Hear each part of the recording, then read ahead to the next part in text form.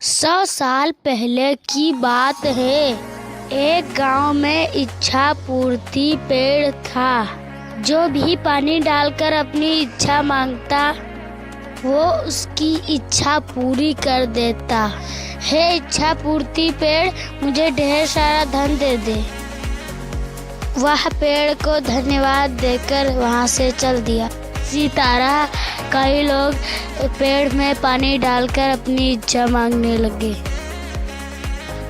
और पेड़ उन सबकी इच्छा पूरी करता रहा।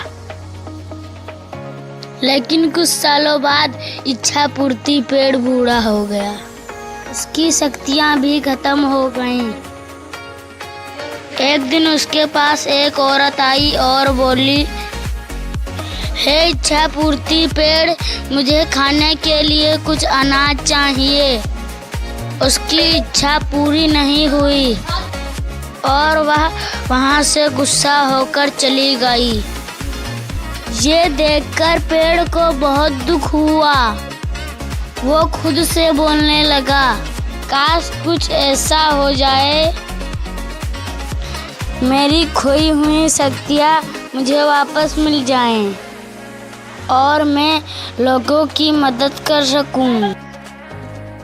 मुझे ये बिल्कुल अच्छा नहीं लगता कि कोई उदास होकर जाए। हे भगवान, मुझे सारी शक्तियाँ लौटा दो, आपकी बहुत कृपा होगी। पेड़ को रोता देख भगवान वहाँ पर प्रकट होते हैं और बोलते हैं, क्या हुआ इच्छा पूर्ति पेड़, तुम क्यों रो रहे हो?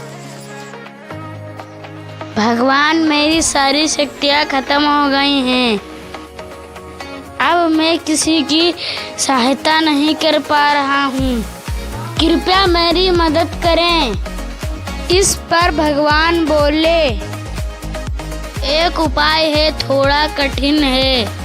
यहाँ से दूर जंगल में एक जादुई कुआं है। उस कुएं में से कोई पानी लाकर तुम्हें डाले तो तुम्हारी शक्तियाँ वापस आ सकती हैं। लेकिन वहाँ से पानी कौन लाएगा, ये तुम्हें सोचना है।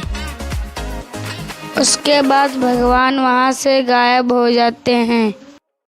पेड़ बहुत ही गुस्सा होता है क्योंकि वे चलकर कुएं के पास जाएगा नहीं, इसलिए वह रोने लगा। पेड़ की रोने की आवाज़ वहाँ से गुजर रहे आदमी ने सुनी। वह पेड़ के पास गया और बोला, हे इच्छा पूर्ति पेड़, तुम क्यों रो रहे हो? पेड़ ने उस आदमी को सारी बात बताई। आदमी समझदार था। उसने पेड़ की मदद करने के लिए ठान लिया। वह जंगल के कुएं से पानी लेकर उस पेड़ के पास गया और उसने पानी पेड़ को डाला। पेड़ फिर से हरा भरा हो गया। फिर पेड़ ने खुश होकर उस आदमी को बहुत सारा धन दिया। वह आदमी चला। वह औरत फिर से उस पेड़ के पास आई और बोली, हे इच्छा पूर्ति पेड़, मुझे रुपये से भरा एक थैला दे दे। पेड़ ने उसे बहुत सारा धन दिया। फिर वह औरत खुश होकर वहां से चली गई।